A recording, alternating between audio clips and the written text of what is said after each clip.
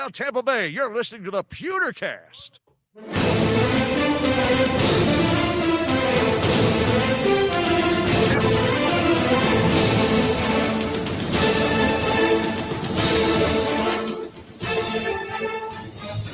Welcome to the PewterCast Live. I am Brent Allen, joined as always by my good friend, co-host extraordinaire, Ren Daxt.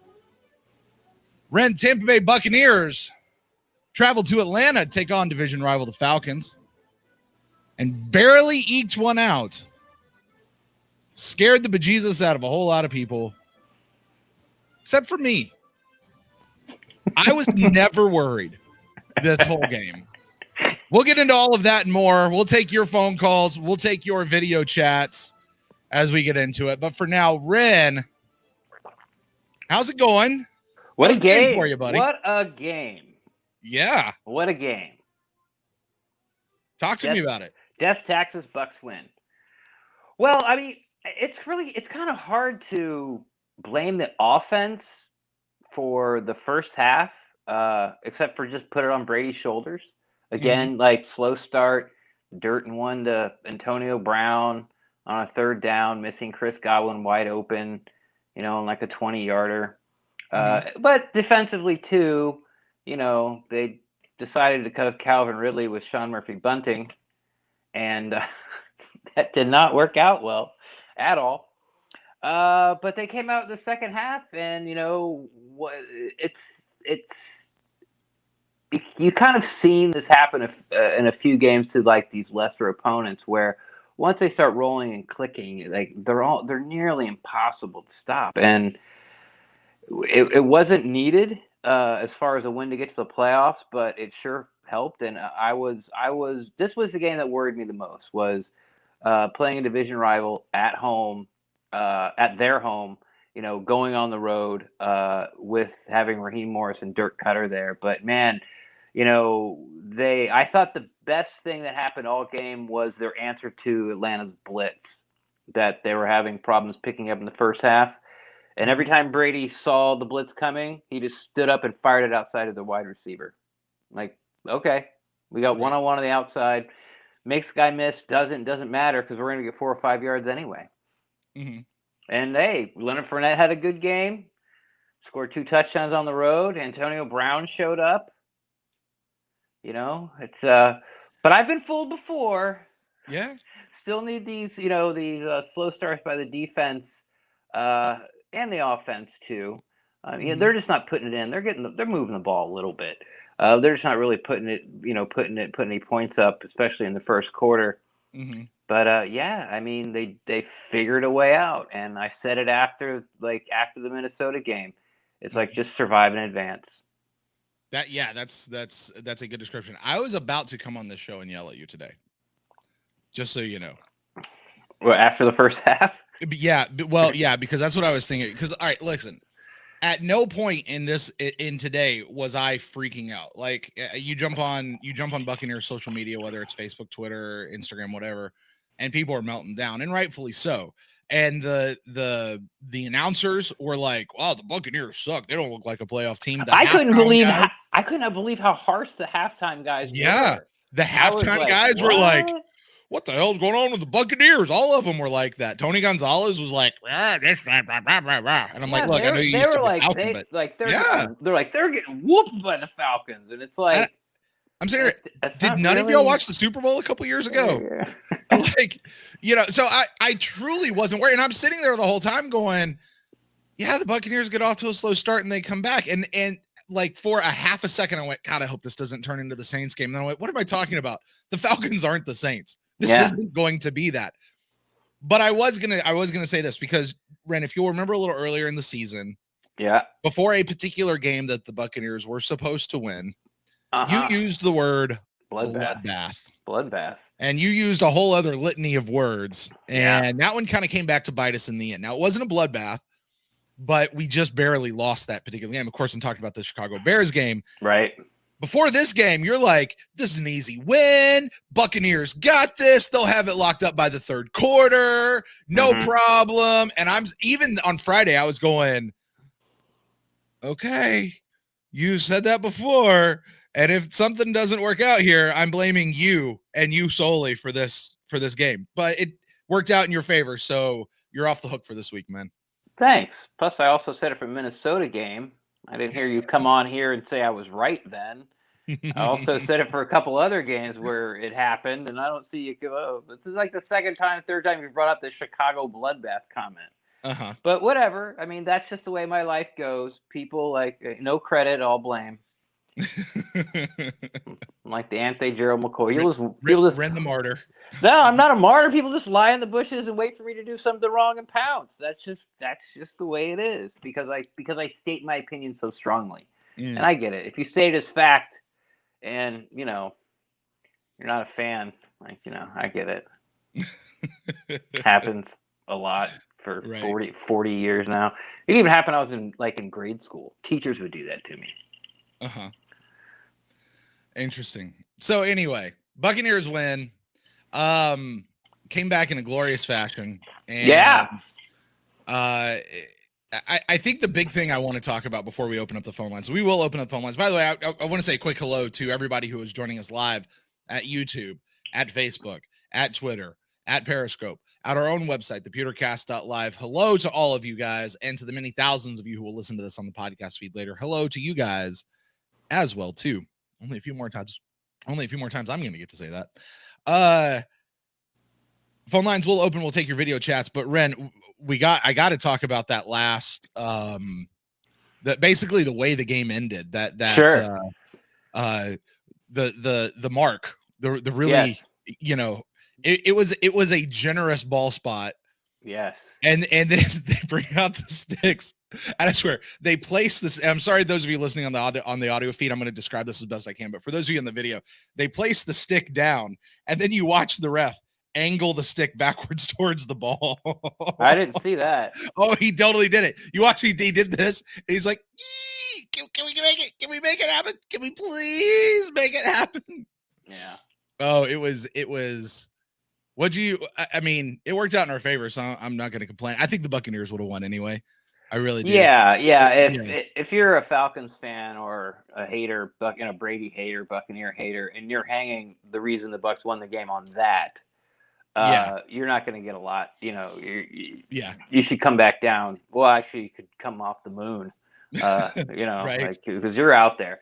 But I thought, yes, it was a generous spot. I thought it was a crappy spot. I don't think he made it. But hey, kudos to Leonard Fournette because he was stopped like 2 yards short. Mm-hmm. And he made them place the ball. Yeah, he got it within literally inches. Yeah, and he got it there. So, there were still some things that were frustrating about Fournette, but for the most part,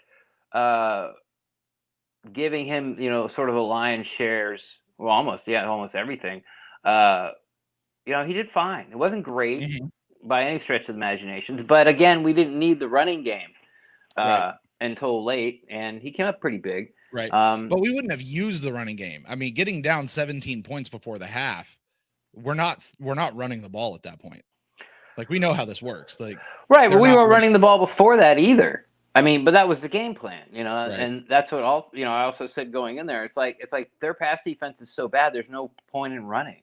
Mm-hmm. It's like why run for 4 when you can pass for 7, and probably the percentage of you getting 7 yards is greater than you getting 4 on the ground. So, it took a little time for Brady to, I don't know, warm up his arm. Like what? Like, why is he so off early in ball games? And now it's becoming a trend. But again, they did what they had to do, survive in advance, and there we go. Poor Keyshawn Vaughn, huh? Yeah. Dropped a pass, and then he makes up for it by recovering a fumble for a first down, and then he has this nice little seam, and he trips and falls, and then that's the end of Keyshawn Vaughn. It was like, he was this close to being a bigger part of the game plan. But again, it all worked out. Antonio Brown came up big. I'm really proud of the Bucs, not being stubborn with their game plan and going, okay, with Josh Wells out there, we're getting confused. Or maybe it's just the packages that the Falcons are doing. They're confusing us. Right. So anytime they go in these double A-gap blitzes, we're just going to stand up and fire the ball outside because the Falcons' corners were playing off because if they play press, well, then you got one-on-one press man on the outside. Brady just has to switch to shotgun if he's already in it. And you can't get to him quick enough without him being able to take the shot. So they played off to prevent the one-on-one deep ball. And so they figured it out. Like, okay, you're gonna show blitz. We're gonna throw it outside. And God, how many times have we said it before when they were throwing it out there, Fournette and McCoy, and like you throw it to Godwin and you throw it to Antonio Brown on those screen passes, and that's it. They threw in to Scotty Miller. Mike Evans had a good game. Nice hands. His hands, the way he catches the ball has become more impressive. Not such more of a body catcher as it used to be. Right. He does drop a lot of balls, and it frustrated me that when he got face masked, he threw his hands up, which made him not catch the ball. Because what if the ref didn't throw the flag? Right. You know? Yeah. And then so that stuff with Mike still tends to frustrate me, but and he quietly had a 100-yard plus game. Yeah, he did. 1,000 yards is definitely in the picture still. He helped himself. He's now at 669 on the season, so he still needs over those next. We got 2 games left. No, he was only at There's no way he got 110 and is at 669. I'm looking at it right now. He's got that's got to be the number. Then somebody's math is off. That's got to be pregame. Okay. No, I'm pretty sure we said on the Buck in the News show it was only 5 something. I could be wrong, and you're right. It might, but I'm looking at it right now. It's. I haven't done this math, but it's what the computer is telling me is 669. But regardless, he still needs a couple 100-yard games to go. He can do it. He can absolutely do it. I got to tell you though, I had this thought about Mike Evans during the game today. I watched him catch the ball and just go down, catch the ball, go down. I was like, man, he really cannot get any yards after the catch. Imagine if he could. Yeah. For he's all trying. He does, he's trying. Imagine. Oh yeah, he does. Yeah, it's not for lack of effort. Yeah, which is something nice. That we've seen him even last year. It started, I guess, like 3 years ago, where he'd get the ball and go down and be like, "Oh, I should have tried. I should have tried to get more yardage." And then last year, it was sort of like him trying but not being successful at it at all, or just forgetting about it sometimes. But this year, he's done okay. He's done much better. Like he's not getting Antonio Brown, Chris Godwin, even Scotty Miller type of yak, but he's putting his head down and getting those hidden yards. Yeah. He's picking up an extra 3, 4, 5 yards when he can. But yeah, just imagine if he was like a guy that could run after the catch. Yeah. Our guy Kyle puts in a super chat here. Thank you for that, Kyle. He says people are already saying that first down at the end screwed the Falcons. How about you don't give up 31 points and rely on calls? Yeah, look, that's absolutely right. Because first of all, that's the coulda, shoulda, woulda, right? That's the go back and change history. Because they don't get the ball back. It's not like it was 4th down. Right. Like you don't get the ball back. Right. And the Bucs could have pushed for that extra inch. Probably, BA in his presser said they were going to go for it. Yeah, I would have thought they would have, honestly. Yeah. At that point in the game, because you even if you turn it over on downs, they had like 90 some yards to turn around and go. Now Matt Ryan has the ability to take his team and march down 90 some yards. I think there's like a minute left on the clock at that point. No, there would have been 22 seconds left because they would have knocked it down. Yeah. So it was not likely. It did not screw the Falcons over. I think they said on TV, they're like, maybe the refs are just like, look, game's done, because it's not going to happen, and they just pulled the plug on it, whatever it was. But yeah, so with that, Ren, why don't we go ahead and open up the phone lines? We'll let some people call in. They can join the video chat. That number, if you guys would like to do that, is 864-729-BUCKS. That's 864-729-2827. Please keep in mind, we only have one phone line. So if somebody's on the line, just hang on and call us back when that line clears. And if we're talking to somebody else and we put you on hold, just listen and hang out with us until then. Let's see here. They're telling us in the chat room that Mike Evans currently has 779 yards and needs 221. So that sounds more like it. Because they get 110. Yeah. So that was pre-game. Yeah, so what's weird is the line I'm looking at, they have the stat for this game that we just played already in there, but I guess they haven't updated the totals at the bottom. And where are you looking at it at? Google. Oh, okay. Which I'm not sure where Google's pulling this from, probably ESPN or something. Or Buccaneers.com. Or Buccaneers.com, yeah. But they have you'd think Excel formulas would catch you would, yeah. Type it in. I'm with you. I understand how you would think you were right, but there's no way. Like from where it was because 2 games ago it was like he only needs 80 yards. Didn't even have a good game, so now he only needed 100 yards. If he was at 669, that's 300, and he just had a 100-yard game. Math just doesn't work out. It sounded weird in my head, but I was literally looking at the number on the screen, just going, oh, whatever. So it's still 200 and some odd yards. He still needs the point being, he still needs a couple of 100-yard games. Yes, it's within reach. But hey, good news. I said it before this game was the only time he's had over 100 yards was both Panthers games. And I said, with this Falcons defense and secondary, this could be another big game for Mike. And it was. And guess what? We get him again in 2 weeks. So, and the Lions are terrible defensively as well. And in the secondary is they're just, they're bad. And Stafford's beat up. Not that he's going to cover Mike. Maybe we can make that happen. Oh, that'd be fun. Make Matt Stafford cover Mike. See how that works. Be like Tyreek Hill against Carlton Davis. Hey, Davis went out for this game. Let's talk about him. Davis goes out for the game somewhere towards the end of the first half. I think it was maybe beginning of the second half. Was out for the rest of the game with a groin injury. Carlton Davis had a few really good plays. Yeah. Early in the game. And while I can't say we didn't miss him, because I think we did. I didn't notice he was gone. You didn't. Yeah. See, what I'm referring to though is I think if he was in there, we would have noticed more good plays. Yeah. To me, he was conspicuous by the absence as opposed to, I expected more out of that. But as you said, and a lot of people said they didn't even notice that Carlton Davis was gone. Yeah, I didn't. Jamel Dean popped up a little bit. Big play, especially on that screen. Yeah. Snuck around the offensive lineman, dropped it. And the defense came up big. Devin White in particular. And as mad as I was at him for that first 3rd and 9, and just over pursues in zone cover, just zone coverage. Devin White, it's an adventure. Right.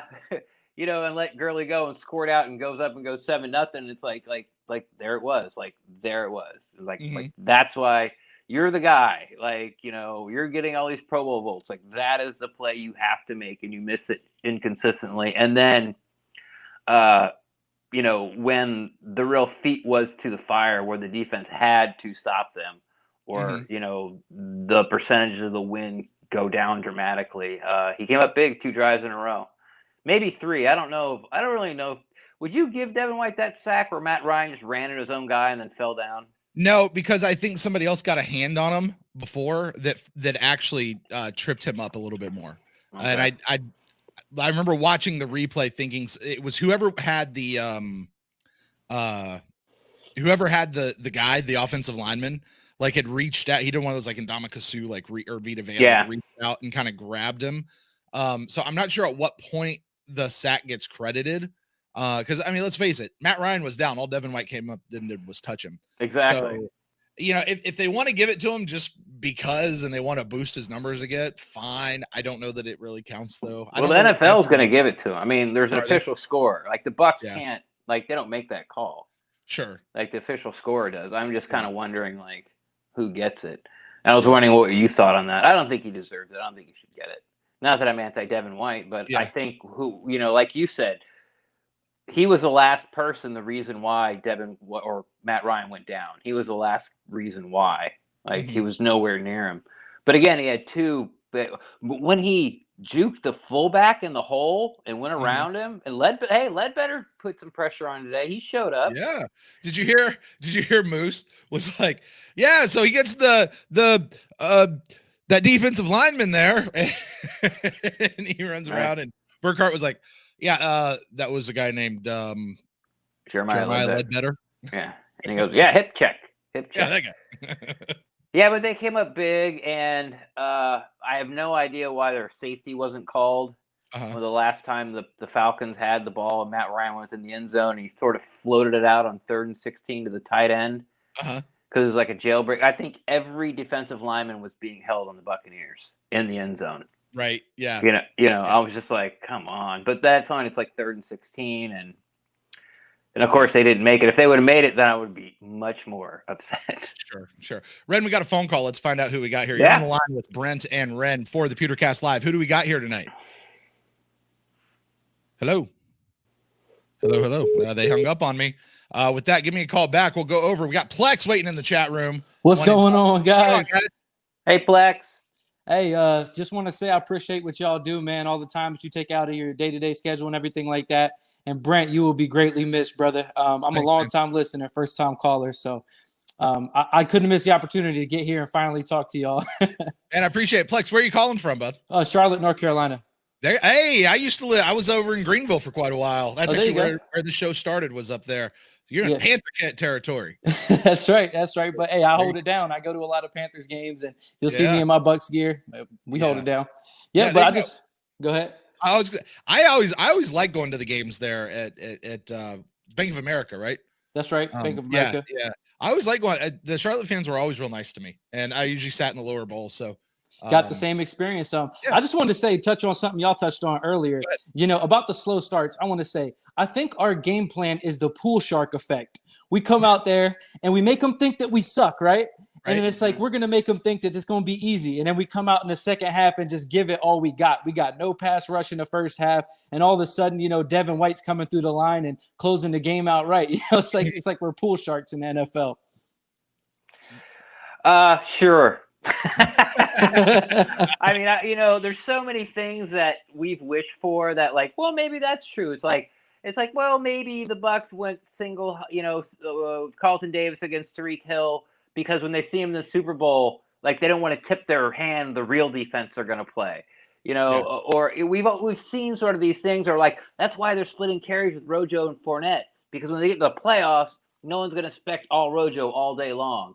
Or that's why Antonio Brown keeps getting all these short passes, because we're waiting till the playoffs till we hit him with a deep one. Or Scotty Miller's a super secret weapon. I'm with you, all those type of things I think about. But, we lost to the Saints on purpose because we know we're going to see them in the playoffs. And we only wanted to use our good defense one time against them. But Ren, at halftime, did you think we still had a good shot at winning the game down 17-0? Yeah, I thought we were gonna win the game. I really did. I wasn't as fired up as I normally get because I thought the defense was playing okay. Like adjustments. Like I said, the Buck in the news is just double Ridley and then put Davis on Gage and go. Like they can't run the ball. We knew that coming in. If they want to throw the ball 7 yards at a time to their tight end and move the ball down the field, I told Brown, I'm like, they're not good enough. They're going to implode somehow. Like there's going to be a sack, or they're going to get when they do run the ball, it's going to end up being 1st and 12 or 2nd and, maybe it was 2nd and 4 and they run the ball and ends up 2nd and 6. So I couldn't think they could do that. So I knew that adjustment just had to be made. And I knew in my heart that if Brady could throw the ball anywhere near the Bulls' ass, they were going to score. Like, I just knew it was going to happen. And that's what I'm looking. I'm like, okay, yes, the defense is doing this and this and this. I'm trying to figure out at halftime who to blame. What do we need to fix? And I was like, yeah, but they're stopping the run game. Nothing's going over their heads. So they're kind of doing what they were doing last week. It just came down to Brady, and it seemed like they started going to some slant passes. Like that's one thing I noticed. They used the middle of the field today. Yeah, I loved it. I was like, oh my God, you got to be like Antonio Brown across the middle, Chris Godwin across the middle, Cam Brate in the middle. Yeah, it was. Oh yeah, it was good to see. Yeah. Let me ask you guys about that. Okay. Yep. Let's do it. That's something that's been talked about all season long. The Brady way versus the Arians way, which I think there's just a lot of hot air. These two guys are professionals and they're figuring it out. But it's no secret they haven't been using the middle of the field over the course of the year. and they start today, is that one thing away to the other, you guys think? Or that kind of does lend a little bit of credence to that whole Arians Brady thing, because we all know Brady historically has been more of a short passer, but I don't think there's a rift in their relationship. I just think that Brady is going to respect his coach, and if the coach calls for the long ball, I think he's probably going to throw it. What do you think, Ryan? It's I think they don't know whatever BA said after the last win. Well, we'll do anything we want, and it's like no, you can't. Because did you want to be down 17-0 and only get 60 yards of offense in the first half? Because congratulations, you did it. I think, kind of a little bit closer to Brent, where he's just trying to figure it out. Like, they're just trying to figure it out. And they're getting to the point where they're figuring, as you saw in the second half, they're figuring out what they do well. Now, maybe, again, this kind of goes back into what you said at the beginning, Plex, where maybe they're still trying some plays to add to the playbook repertoire early on in games, and they don't have everything worked out yet. So after 2-3 drives, they go, okay, look at the score. Okay, we need to put some points up. Let's go back to what we need to do. But it's hard to say that because, again, I think it's just Brady being erratic with the ball. He's not being accurate with the ball. And I'm not yelling at Tom Brady. I'm not saying Tom Brady stinks and we don't get the best Tom Brady. None of that stuff. It's just a fact because, again, you can name on one hand how many quarterbacks could have brought us back from 24/7. Sure. With only 25 minutes left to play. And Brad Johnson wouldn't be included. No, Brad. No, I'm not talking about I'm talking about in the NFL today. Oh, okay. Yeah, you got I don't think Russell Wilson can do it with Seattle's team. He can probably do it with ours. But you got Rodgers, you got Mahomes. Who else you got? Who else is going to be able to score on every drive? The guy that gives you that, because that second half by Brady. Let me add to that, Ren. If I can add, who else can do it reliably? Yeah, I think there's a lot of quarterbacks that could do it for a game and surprise us. But Rodgers gets in that position if if Rodgers is given a minute and all he has to do is drive down 100 yards, 75 yards, 105 yards. He could do it. Rodgers can do it. And I don't care what his team is that year, Rodgers can do it. Brady has been one of those players that you just go, you can't count him out at any given spot. A healthy Drew Brees, maybe too. Never. We're not allowed to say it, even if not for 2 or 3 years. His arm just isn't there. It's just not there anymore. I'm telling Brees in his prime, yes. Brees now, started a few years ago. Yeah, when they got jobbed by that pass interference in the Rams game, the playoffs, where that guy just blew up the receiver and no call. That was Drew Brees' probably best year he had in 5 years, and they were unstoppable. That's true. Yeah. That's true. All right, well, I just wanted to real quick just drop in my skull and sword, if that's all right. I know it's usually at the end. Is it all right? Yeah, I completely forgot it last week altogether. Yeah. I remember that. Yeah. So for my skull, man, I got to keep riding the train, man. SMB, man. Dude. Yeah. He just got torched too many times. Just seen it too many times this game, and it's just unacceptable. Dean kind of stepped up a little bit, but I would like to give my sword to the refs for that ball spot y'all was talking about. I'm just kidding. Not the refs. But in all seriousness, Devin White, man, he showed up when it mattered. You know what I'm saying? Those 2 sacks to close the game out, amazing. And honorable mention as well, Antoine Winfield. And the second honorable mention, AB getting his first touchdown as a Buck. You got to love it. I know. Yeah. Yep. So. Yeah. There you go. Good call. I'll get up out of y'all's hair, man. Go Bucs, baby. There you go. Go Bucs. Thanks so much, buddy. We'll talk to you next time. I feel like that was an audition. You think so? It was great call. Calls in from now on. No, that's not what I'm saying. But I like his energy. I like Plex's energy a whole lot. He brought me into the conversation. He answered your question. He was like, "Hey, what do you think, Red?" I'm like, "Okay." I'm like, "All right, go Plex, go." Right. It was a cool fireplace he had too. Yeah, there you go. Hey, let's see if we can't get this one on. You're on the line with Brent and Ren for the PewterCast Live. Who do we got here tonight? Hold on. There we go. Let's try it now. Who do we got here? Can you hear me better? Yeah, there you go. All right. Yeah, it's Jonathan Bailey from South Tampa. What's up, John? Hello. Hey. So let me tell you guys about the first part of this. So I'm actually over in Mississippi getting PRK, the surgery for my eyes. Uh-huh. and they told me, hey, you're gonna have like, oh, nice. Mm-hmm. But they told me, hey, the few days afterwards, you're not gonna be able to see. It'll suck. It'll suck for a few days. Yeah. Yeah. Now I'm glued to this TV after I found out the Bucs game is gonna be on. Uh-huh. So I'm pissed off and angry the whole first half. Mm-hmm. Halfway opening my eyes just to see this game.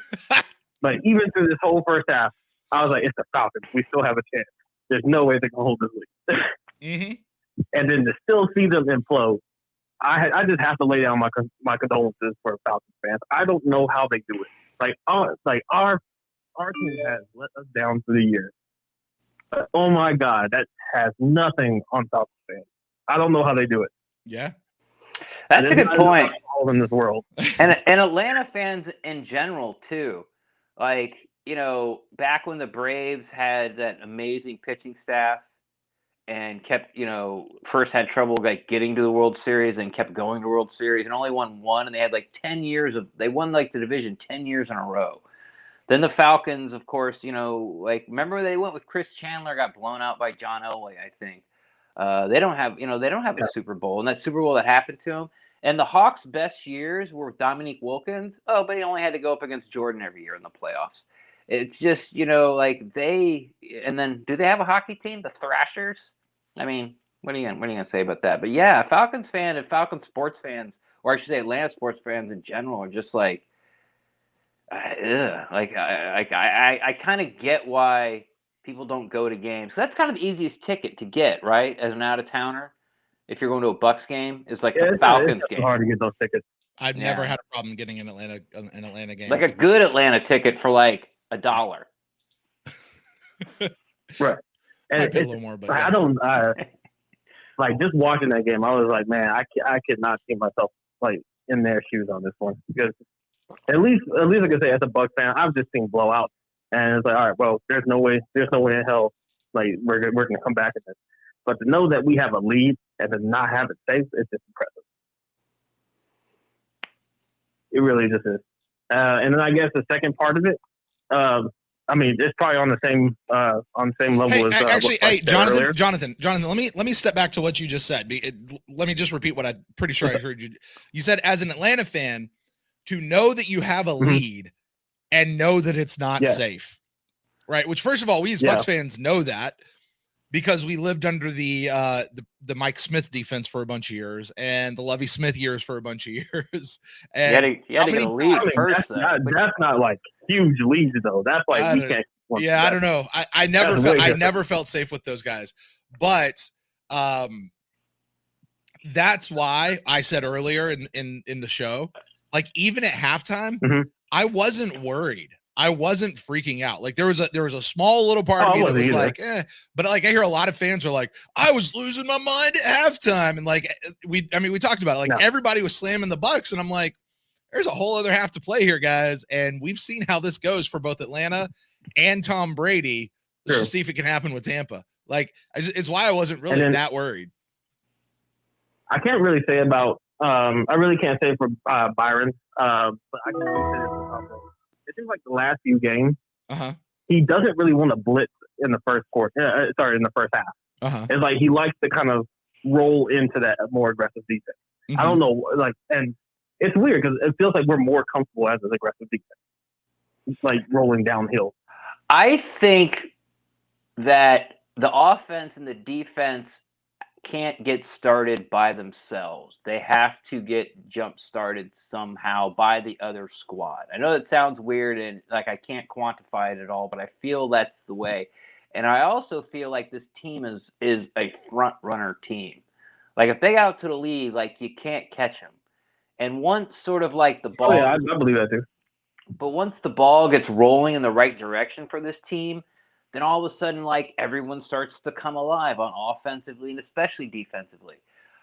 I think the reason why I wasn't so upset with the defense this week, even though they have 17 points and Atlanta made it look pretty easy on those 2 touchdown drives, was because, like, a couple of plays were being made, but it looked like they were at least engaged, you know?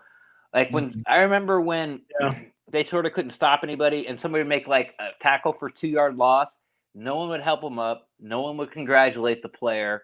Like, it was just kind of like they were going through the motions kind of deal. But it seemed like they had more energy on the defensive side of the ball. And I felt like I knew once a play was made, then that would ratchet up a little more. Then if the offense made a play or scored or did something, like that would ratchet up even more. I've never seen a Buccaneers team that feed off offensive and defensively feed off each other's energy. The problem is that it's a good point. The problem is that neither of them are getting off the fast starts. So it's taking longer. Mm-hmm. So if the defense get like a 3-and-out or a turnover early, or the offense like they did, what they were doing in the beginning of the year, which take the ball and go down and get touchdowns when they first touch it, or at least get a score. I think that if that happens, I think you'll see the team on both sides of the ball get into their rhythm and get into their sort of like flow, and going out there and making plays instead of like thinking and pressing and all those type of things. And I can't explain it. It's just kind of what I've noticed this year is that like neither of them can they both sides need a jump. And whoever like makes a play first, then they're both off and running. Yeah, I definitely feel that. It definitely looks like that. I'll also say I don't know what they need to do the rest of these games. SMB is definitely struggling, just like Flex said, and I don't know if they need to bracket a safety over there just to help him on the majority of plays, but he cannot handle Ireland by himself. He's had a rough year. On that Calvin Ridley touchdown where he was sort of complaining they got pushed off of, he turned his back to Calvin Ridley. Oh, no, he followed. Yeah, he had his back to him completely. He just followed him. Where's he going? Like, he turned his back like he's going deep. It's like the end zone's right there. Yeah. Like where are you turning your back on him? Like, where's he going? Like, I don't get that at all. Like, I don't know, maybe he like Ridley stepped on his foot and he was trying to catch his balance and it made him turn. I don't know, but yeah. I'm definitely not trying to be an apologist for him, but I'm really hoping that it's just OTA, like not having OTAs in a preseason really just kind of hurt S&P, and that's the reason his fundamentals are messed up. But, I mean, I don't know what to say about everyone else, because we have rookies playing with better fundamentals than him right now. Yeah, I mean, Winfield had that big play. I don't know. I wonder how much of it honestly is mental. Well, Winfield definitely took the wrong angle on that too. Like, it was he saved that touchdown still, but he took a bad angle. He took a bad angle a couple of times today. He did, and still, and Ren, you'll probably tell me I'm wrong on this. I still feel like this was probably Antoine Winfield's best game that he's had in a while. I think you just think that because he made a couple splash plays. Last week was a much better game. Was it? Tackling wise, at least, because he came up and saved some he was sort of the last line of defense on a lot of those Dalvin Cook runs. He stopped Dalvin Cook a lot last week. Yeah, and like they put a lot on his shoulders. Yeah, and I know you're like, but Dalvin Cook went for 100 yards, but he got 102, and it was on his very last carry in the fourth quarter. It's not like there was no really these big runs. It was just. Everything was like 3, 4, 5, 7 yards. So, and I was okay with that going in. I'm like, okay, we need to back off Dalvin Cook a little bit and shut down Jefferson and Thielen, and that's what they did. This week I was like, shut down Ridley and we'll win. Didn't do that, but I just think Whipple had a better game last week than he did this week because he did take a lot of bad angles. And just as much as I was mad at Devin White for giving up that 3rd and 9 on the first drive, like. A couple of times with Calvin Ridley, like he was out of position. He made up for it on that knocking away that touchdown pass. But when I thought they were trying to double Calvin Ridley, he was making moves and Winfield was like sucking cement. And, he was breaking the double team. All right, Jonathan, you got anything else for us before we let you go, pal? Nope, that's it for me. Go Bucs. Right. Go Bucs, Jonathan. Go Bucs. Thanks. We'll talk to you again next week. Another good call. Yeah, and speaking of good calls, we got our good friends from UK Bucs wanting to chime in. What's going on, fellas? Welcome back to the PewterCast. Hey guys, good to see you both. Good to see you. So, what do we think? Well, a game of two halves, as we would say on this side of the pond. Completely different showing second half. I think we were annoyed and as frustrated as anyone in the first half. But I think you guys show it better than most of especially some of the media groups over there, about not overreacting too much with some of these Bucs performances in the first half. So, very much a 60-minute game. And look, I'll remind people this, and I almost tweeted it, but I didn't. Just want to remind everybody out there, games are won and lost in the last quarter, not in the first quarter, right? Second half, not the first half. That's where the games are won and lost. You get to halftime and you got to sit back and go, there's a lot of game left to play. Now, we're all Bucs fans. We know how this goes. We've seen them come out and continue to get trounced before. I get it, but there's a lot left to play. You know, you get into that fourth quarter and things are still going sideways, and then okay, now we can start talking. But for sure. I definitely think it's one of these years where more than ever, you've got to just let the game play out, haven't you? You can't get too high or too low as the game goes on. This is one of those years where you've just got to stick with it for as long as it happens, really. Mm-hmm.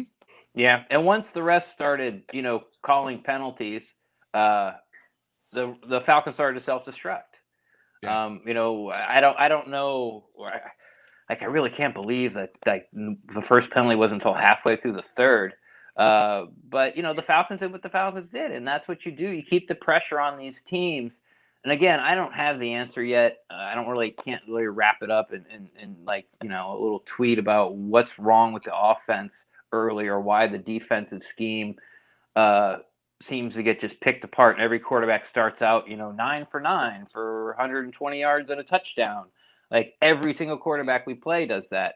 But again, Cutter turtled a little bit once he hit 24. Shocker.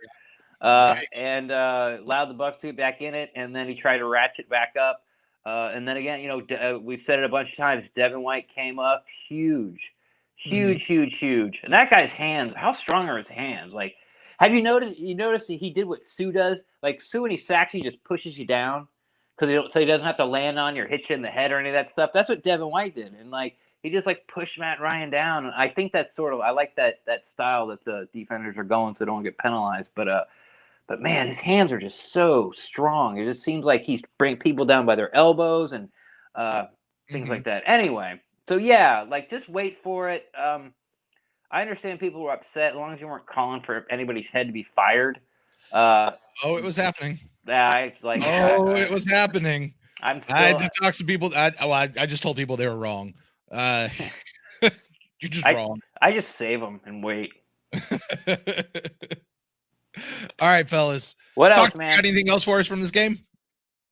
Yeah, I think it was another game where the O-line, we're kind of not really hearing much about them, but another solid performance, even with Donovan Smith missing in there as well. So came up big, especially in that second half, and allowed us to make plays as well. Yeah, I think a lot of it had more to do with which I'm so proud. I really can't express about how happy I am that the Bucs it usually takes a game. They played Haig and they're like, okay, he's not the answer. We're going to move Jensen over to guard, and it worked. So, but mid-game, they're like, okay, the communication isn't working on the left-hand side. It's just not working. Not necessarily that Wells is doing anything wrong. It's just not working. And I was just so happy when they just oh, you guys going to blitz? Boom. Fire it outside Antonio Brown. Boom. Fire it outside of Sky Miller. And it was just and that's what the Rams did to us. Okay, we only get 4 yards. It's 2nd and 6. Let's go. Instead of I have to dump it, dirt it, or get a sack, or throw it over, or try to throw it, out of bounds, out of the pocket, past the line, somewhere safe where it doesn't get a pass, intentional grounding call. I thought that for me, if they didn't make that adjustment, the Bucs don't win this game.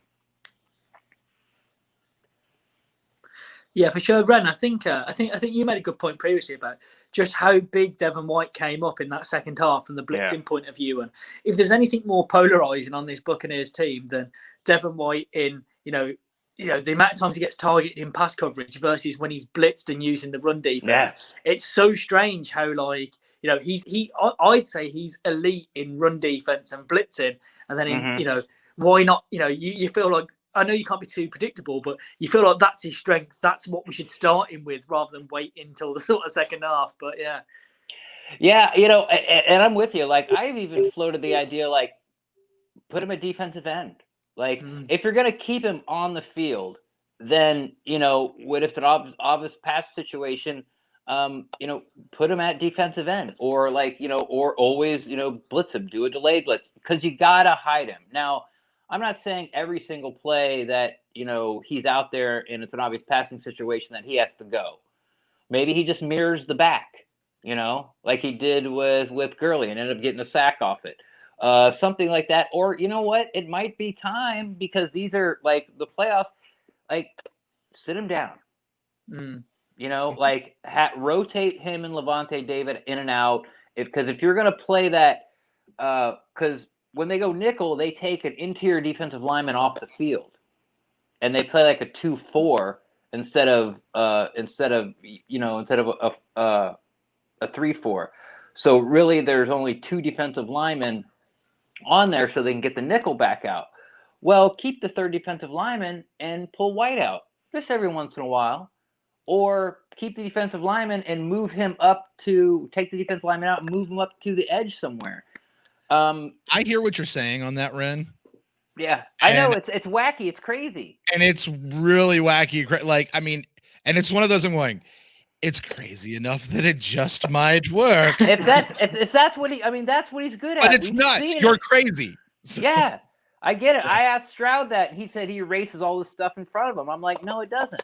And then, like, a month later, you got Leisured on the Pewter Report podcast going, hey, you know what? Just blitz him. Or, hey, you know what? Put him at defensive end and have just be a rusher. He only has to do it like 2 or 3 times a game. I mean, Jesus Christ, you got freaking Sue dropping back to play the middle of the field and zone defense 3 or 4 times a game. Why can't White go off the edge? So that's what I would do to try to hide him.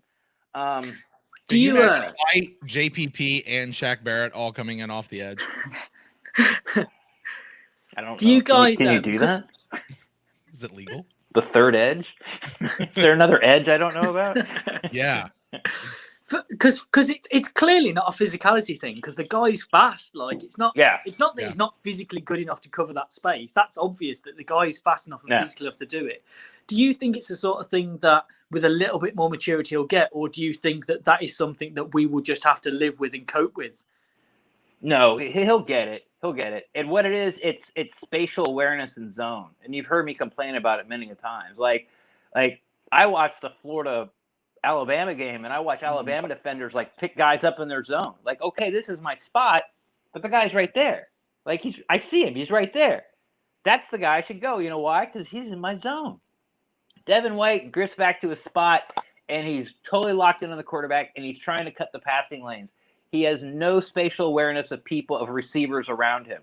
Once that gets coached out of him, he's got the speed to be like a awesome cover in zone. What I see now, what's wrong with him in man is the physical part. He tries to out physical the guy. So the guy's got like a 2-3 yard head start. Devin White's trying to jam him, and the dude's swim moving him, or he's just missing. Or he just does like I said, swim move, but gets around him. Now the guy's already stepped behind him. Devin White's momentum is taking him forward towards the line of scrimmage. The guy's a half step behind him, and now he's playing catch up the rest of the time. So perfect your punch, or learn how to cut off like where you think he's going to go. Like, play leverage right before he gets to you, like in soccer. The best time to charge a guy is right when the ball comes off his foot. Like, right before he's about to kick the ball, that's when you close the gap, because he's already kicking it, and now it's sort of everyone's ball. You guys probably know more than I do on that. But that's the way I was taught, and it always works. Like, if you're going to attack a guy, like, right before he kicks the ball, then close the gap, because now basically you guys are sprinting for the ball. So if he could learn leverage and things like that, and man, I think he'll be fine. But yeah, he's got all the talent in the world. It's just zone defense does not come naturally to him at all, and he's got to learn it. But I really think it's such a small thing. It's not like he's not fast enough. It's not like he's not smart enough. It's not, like it's something that can be corrected. I would think it was easily corrected. Obviously not. Gordon would be corrected by now. But of all the things in a linebacker's game, I think that might be one of the easiest things to correct. Or again, just rush him. Just blitz him. You guys mentioned previously about Sean Murphy-Bunting's had some troubles in the last few weeks, and it's hard to deny that really. But I think that some of his pass coverage has been poor. He's not scared to get in there and make a tackle, and I think Jamal Dean for me as well made some big tackles tonight and came in and wasn't scared to get involved as well in some of that stuff. Yeah, I think our secondary tackled really well today. Something that we saw that was not good against the Rams. They closed the gap quickly. They were bringing the wood. Like I don't remember any sort of missed tackles out in space. If somebody got the ball and somebody wasn't on him right away, somebody was coming there full speed and they hit him and they dropped him. So that was good to see. Yeah, Sean Murphy, he's got all the tools, and like Brent said, might be confident. And by this time, you're like, it just might be like he doesn't feel like he can keep up with anybody athletically right now. And that puts you in a bad mindset, which makes you put in a bad position. It looks like to me he's playing a lot on his heels, so he's waiting for the receiver to make the break before he reacts. And now he's a step and a half ahead of him, and he's in trail, and he's not like, no one's that fast. Like it was just, it's poor technique, but again, I think he's got the athletic ability. So we'll see. I'm not giving up on Sean Murphy-Bunting, but if I'm not gonna be anti-Cockrell at this point. You know what I mean? Like Cockrell's like when he shows up and he makes a splash play every game. I don't know how many snaps he really plays, but he's made some big tackles the past couple of weeks.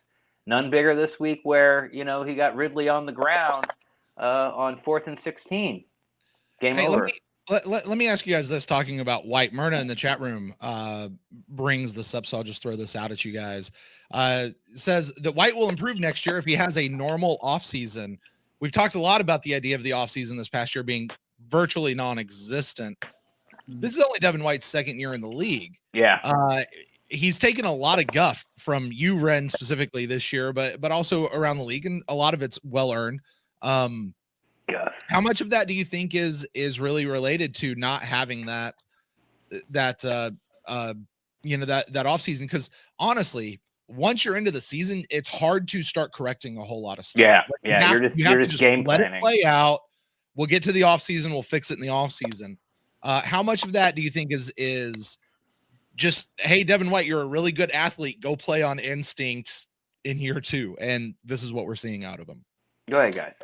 Yeah, I think quite a lot of it, actually. And I think it's a really good point, because not many linebackers are almost Pro Bowl or all pro in their second season. And if you think about the circumstances of this year, he's still clearly learning quite a lot in the game. And even from people like Lavonte David, he's still learning in terms of his pass coverage. So hopefully there's still a lot more to come from Devin White, because rushing the pass and things like that is certainly not his issue.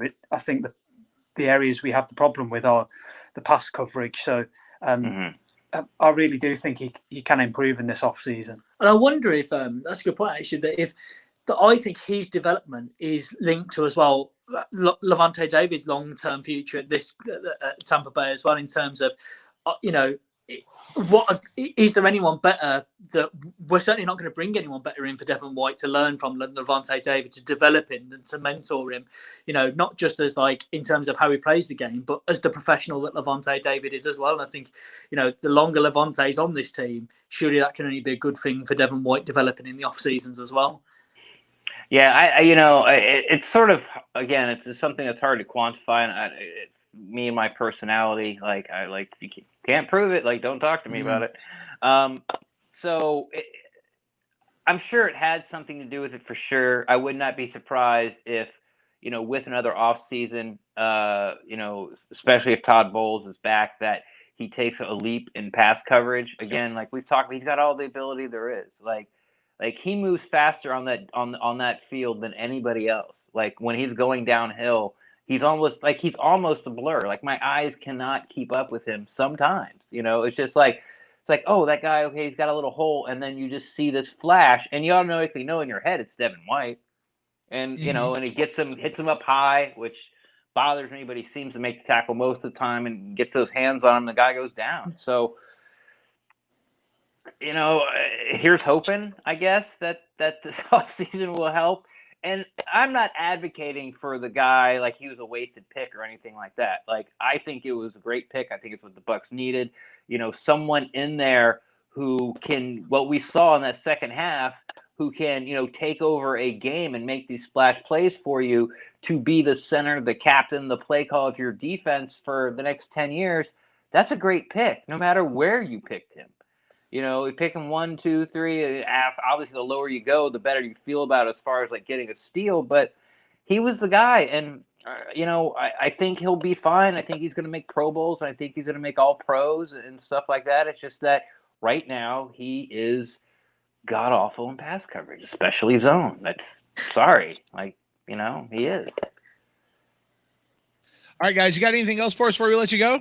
We'll get out of your way, but Brent, we just wanted to say, just in case we don't catch you in the next couple of weeks, that it's thank you so much for everything you've done for us as sort of international fans, for letting us call in and be a part of your show and just interacting with Buccaneers fans. We really, really appreciate it and respect what you're doing walking away. But we won't lie, we wouldn't be sad that you are walking. We are sad that you're walking away, but thank you very much for everything you've done for us as UK Bucs fans as well. Man, I appreciate it. And look, I love seeing what you guys are doing over there. We love, it's cool. It's cool being international, and like, I think of you guys, I think of like our friend Javier, Pete, who's over in Germany, and so many of our other friends who have called in over the years. The Vatican. We got listeners in the Vatican City. It's true. It's it true. I mean, it's weird. Cute. Like, Uruguay, shout out to Uruguay. We're like the number 3 football podcast in Uruguay. We are. Uruguay. We're huge in Uruguay. We're the Uruguay. We're the David Hasselhoff of Uruguay. But no, really, thanks. And actually, from you guys, we're getting news over here that things with COVID are getting really weird, and over in your neck of the woods right now. Are you guys safe? Everything going good for you guys over there? Yeah, not too bad for us personally, but thankfully that the vaccine is up and running over here, so hopefully we'll be able to get to some Bucs games in person next season. But that's the main thing. Yeah. That's the main thing. There you go. Let's get those flights going. Let's get back to America. There you go. Well, I'll tell you what. When I come to England for the next Bucs game, which is absolutely on the docket, I'm gonna hit you guys up. We'll go out for a beer or something. All right. 100%. That'd be awesome. All right. Thanks, guys. We'll talk to you next week. Thank all right. you. Take care, guys. All right. Bye, guys. Cheers. Guys. Love those guys. Yeah, they're good. They're good peeps. They're a whole lot of fun. I got Corey waiting in the chat room, but his video screen is all grayed out. So let's see if we can get him. Corey, are you want to talk, buddy, or what's going on with you? Nope, he dipped out. Okay, not a problem. He'll probably try to jump back in here in just a moment. Sometimes people like set stuff down on top of their camera or on top of their phone or whatever. He's hiding in the car. Remember when he had to hide in the car because he was going to curse? Right. He had to go. Yeah, he had to leave the house because the kids were running around. So, all right. Well, Ren, man, I don't know if I have anything else to talk about this game. I mean, we've kind of spelled it all out there. Donovan Smith was out. We talk about that. Donovan Smith was out for the game. Josh Wells did better than I expected. Yeah, I didn't notice Donovan Smith really being out. Now, I did notice Gronk lining up over there quite a bit. Yeah. And some other people giving him that extra help. But honestly, they do that with Donovan Smith too sometimes. You got to do what you got to do. And you still won the game and scored over 30 points. Yeah. And what do we have? I think we only gave up 2 sacks, I think, this time. And one of those sacks was off the right side of the line, not the left. So, they were both off blitzes. The second one, they brought more men than we had to block, which made it a bad play call. And also a bad read because he had Fournette wide open in the flat. He just didn't look his way. And if, I don't know, like either Fournette should have stayed in there and picked up that extra guy. Yeah. Or, that's just a little communication thing that, it's a wrinkle. As BA likes to say, it's a wrinkle. There you go.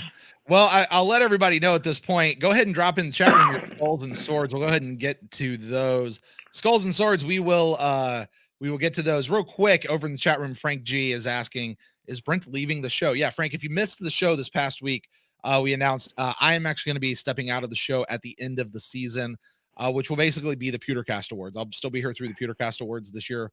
Whenever that winds up happening, I'm not sure how that, we've never had a postseason in the life of this podcast, and I imagine it'll just push the Pewties out a couple of weeks. But if you'd like to know why, you can go back and listen to that podcast or watch the YouTube video of it from this past Wednesday's show. With that, Brent's going to Fox Sports. There you go. Yes. Yeah, I'm going to another network. But and I do want to say this actually while we're in this vein. In the days that followed that particular show, the outpouring of love that I've received from so many of you guys out there has been truly phenomenal.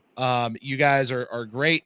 You guys certainly aren't making it any easier, but I just want you to know that I have seen those. I've tried my best to respond to each one of those individually, because if you take the time to write me, I think you deserve an individual response.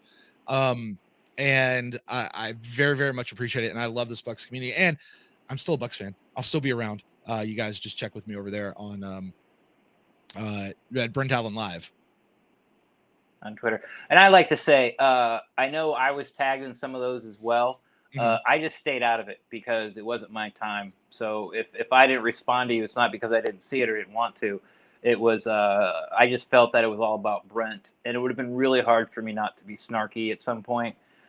So I figured it was best, like it wasn't time for snarky. It was time for congratulations and adulations, and I just didn't, it wasn't about me. So when I was tagged in, I just stayed out of it. Ren, do you have any news on the future of the podcast and what's going to happen after I'm gone? It's going to improve. Oh, well, okay. There we go.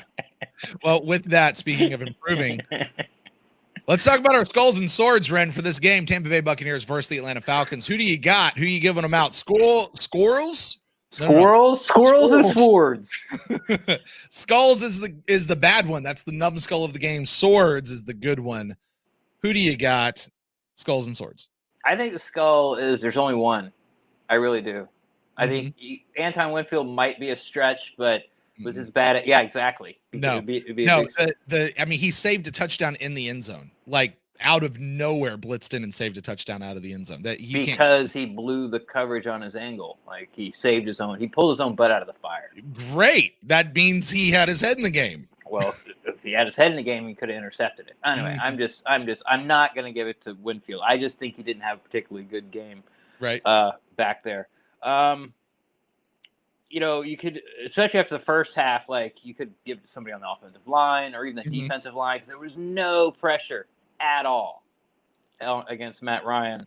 But, it's really only one guy, Sean Murphy-Bunting. He's struggling right now, and it's not one of these things where Sean Murphy-Bunting's got to go. Oh my God. He's struggled for most of the year. And I just hope that, the light bulb comes on soon for him. Because I like him. Like a lot of people liked him come out of college and all that kind of stuff. But right now, he might be the biggest liability we have on defense. He is the biggest liability on defense. All right. Who you got for your sword? My sword? I'm giving it to Leonard Fournette.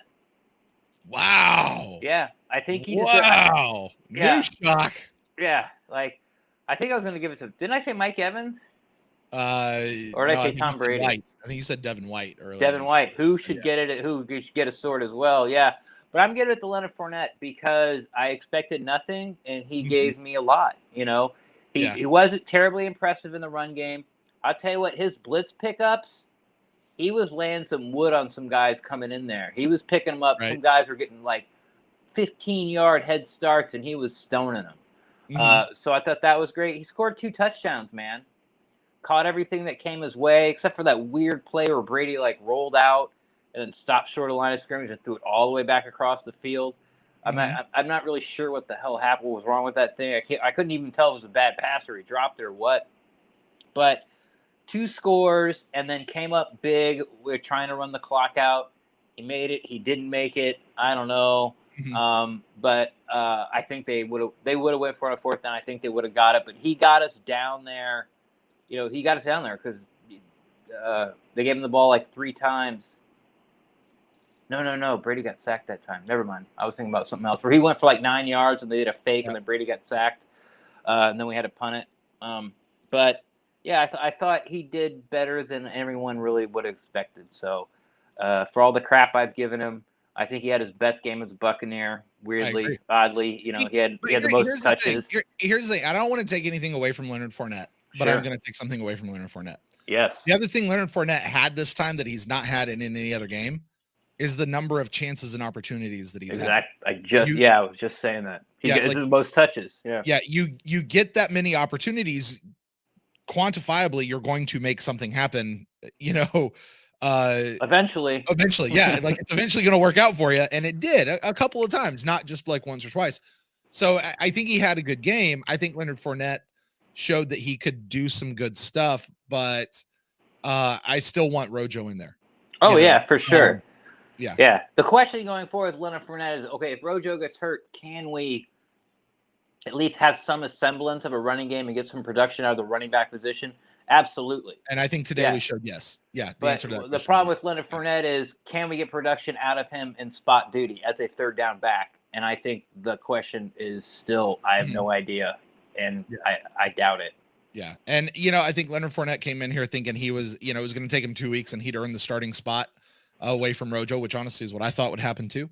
And I'm glad to have been wrong about that. But, when he stepped back into that, I don't want to say he came up huge today because I think that would be overstating it. Yeah. But I do think he showed up. And I think he came to play. He did. He absolutely did. Especially in blitz pickup. For him. Sure. It was no, it wasn't for him. If it wasn't for his blitz pickup in the second half, we don't win. There you go. For me, I'm with you on that.